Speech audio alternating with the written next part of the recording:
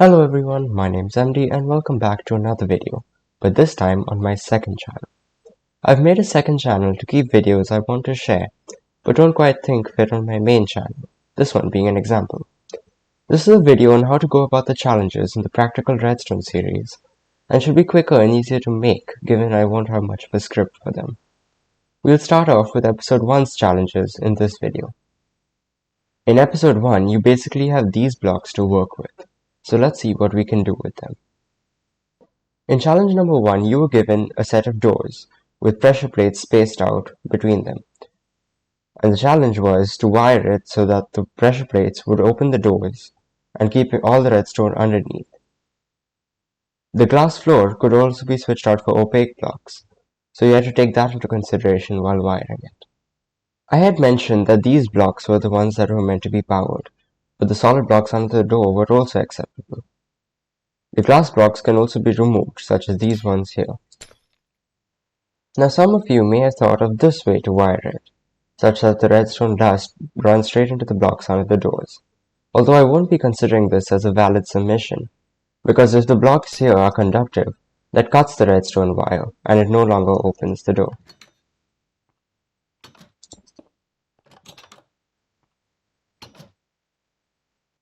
So how would you wire a setup like this? Well, given the limitations of blocks you have, one could use redstone torches positioned here or even under the block here, which would power the block that the door is adjacent to and therefore open the door. But the problem here is that the torch is always on. So even if you connect the pressure plates to the torch, like so, that would close the door when you step on the pressure plates instead of opening them. So what you would do is invert it a second time.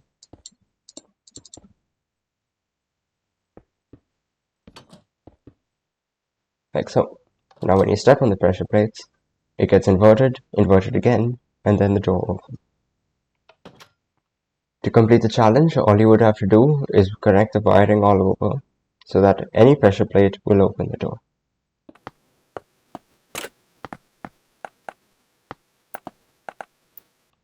And there we go. Challenge complete. Moving on to the second challenge. There was a bit of a misunderstanding with this one, so let me clarify what you have to do. You have to make it so that when these levers are flicked on, and then this button is pressed, the lamp will turn on. What this also means is that if any of these levers are on, the lamp will not turn on, because this essentially locks the output. So how would you go about this? If you are familiar with computer systems and logic gates, you would know that all this is basically a large AND gate. So this and this and this and this and this have to be true, while this, and this have to be false in simple terms. If we take a line of blocks with a redstone torch on the end, we can think of this redstone torch as the output, where if the entire line is unpowered and the redstone torch is on, that means all of these levers are in the correct state. Now, to connect the levers to the redstone line, we have to use some... Now to connect the levers to the redstone line, we have to make sure that when this is off, the redstone line is also off, and when it's on, the redstone line is on. So it's simply just connecting it like so. So if the lever is in the wrong state, the redstone line is on, like so. But for these levers here, where they have to be on, we can invert the signal with a redstone torch, such that when they are on, the redstone line is on. You simply repeat this for all of the remaining levers, and we have a system where if all the levers are in the correct state, the redstone line is off, and the torch comes on. When it comes to the button, you can simply add the same thing, just a torch on the back, and then connect the redstone line to the end.